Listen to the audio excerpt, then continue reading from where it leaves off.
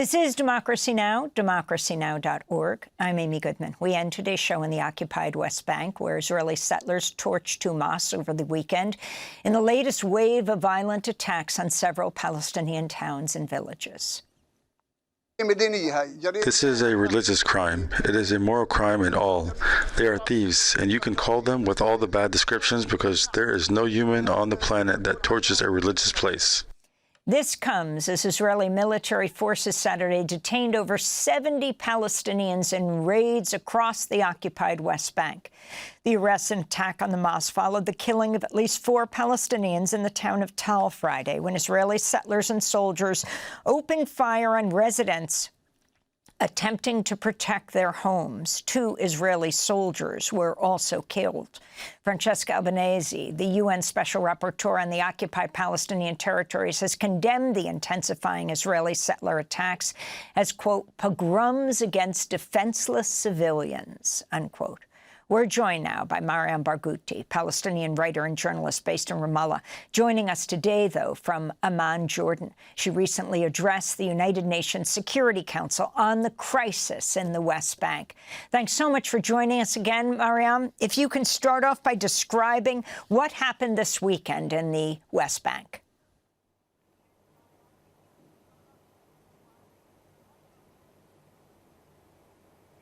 Thank you, Amy. So what we saw over the weekend was an intensified campaign against Palestinians by the Israeli army and Israeli settlers, which should not be seen as separate at this point.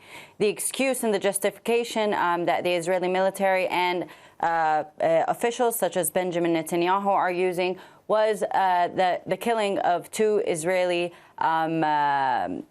settlers that were in the West Bank raiding a Palestinian village or town. Now, if you peruse through Hebrew media, you'll think that they were Israelis that were simply hiking and were killed by Palestinians, when in fact they were settlers raiding the town of Tel, southeast of Nablus, north of the West Bank, and a Palestinian man was able to disarm one of the settlers and confront them. Now, the Israeli army responded by killing at least 4 Palestinians and then expanded in what is a familiar pattern of collective punishment, targeting the entirety of the West Bank, targeting former detainees, in specific, torturing them, ensuring checkpoints are closed, meaning Palestinians don't have access to life-saving resources such as hospitals, and they're targeting just daily infrastructure. So we're seeing what is happening is Palestinians are being imprisoned essentially in their own towns and villages, and then attacked by Israeli forces and armed Israeli settlers. 86, at least, according to Al Jazeera, Palestinians have been killed in the occupied West Bank since the beginning of the year, including 20 fatally shot by Israeli settlers. The United Nations notes hundreds more have been wounded. We have about a 4-second delay with you responding, Mariam. But talk about your message to the UN Security Council.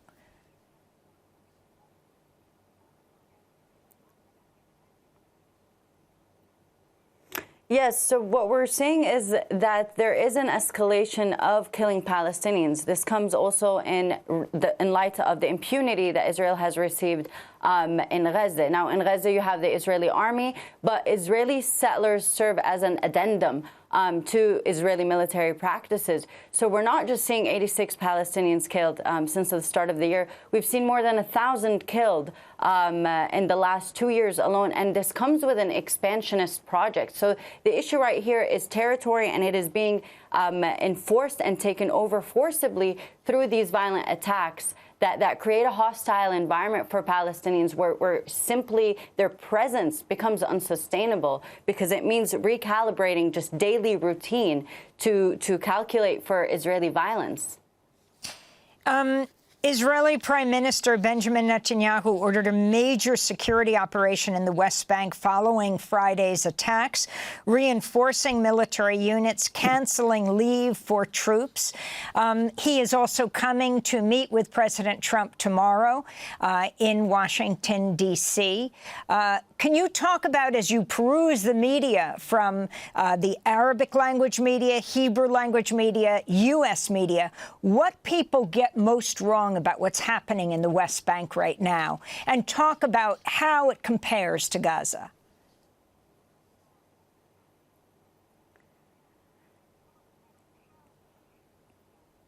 I think what is happening right now in the West Bank cannot be divorced to what is happening in Gaza, as well as places like Jerusalem.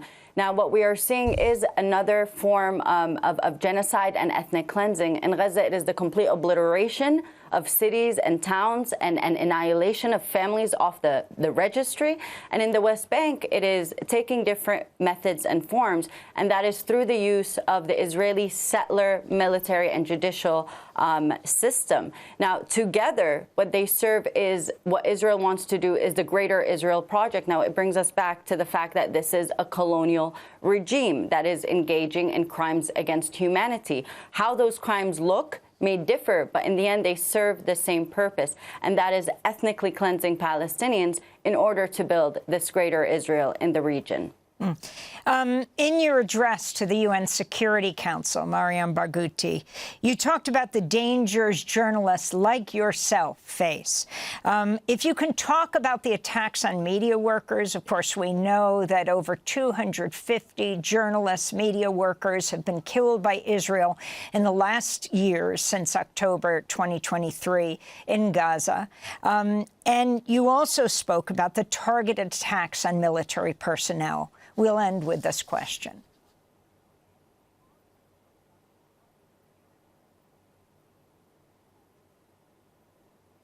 Yes, so the Israeli regime is targeting journalists, killing them in Gaza on the one end, likewise in Lebanon. And in the West Bank, what we're seeing is targeting them through mass detention as well as terrorizing campaigns. That is targeting their family members, invading their homes, violating their sources, as well as gathering information that should not be accessible to them. So they are targeting not just the personnel, but they are targeting the information. And this is one of the most dangerous aspects, because if we are unable to document, then the entire issue of testimony falls into debate. And this is where we are today, where someone welcomed to the United States that was presented for the crimes that were instigated by him and the entirety of the Israeli regime.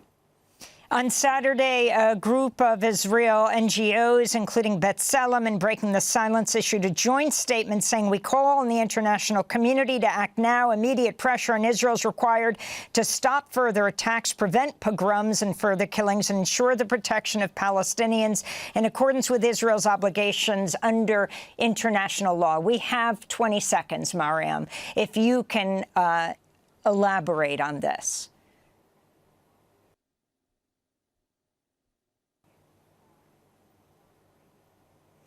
I think this time is not just for action, but to ensure genuine obstruction of Israeli capacity to continue in its crimes. It is not normal nor okay that a country that has is treated as a normal state. It is not normal to continue sustaining it with military aid. At a bare minimum, just obstruct its capacity to target human lives. Mariam Barghouti, I want to thank you for being with us, Palestinian writer and journalist based in the West Bank, speaking to us from Amman, Jordan. She recently addressed the UN Security Council on the crisis in the West Bank.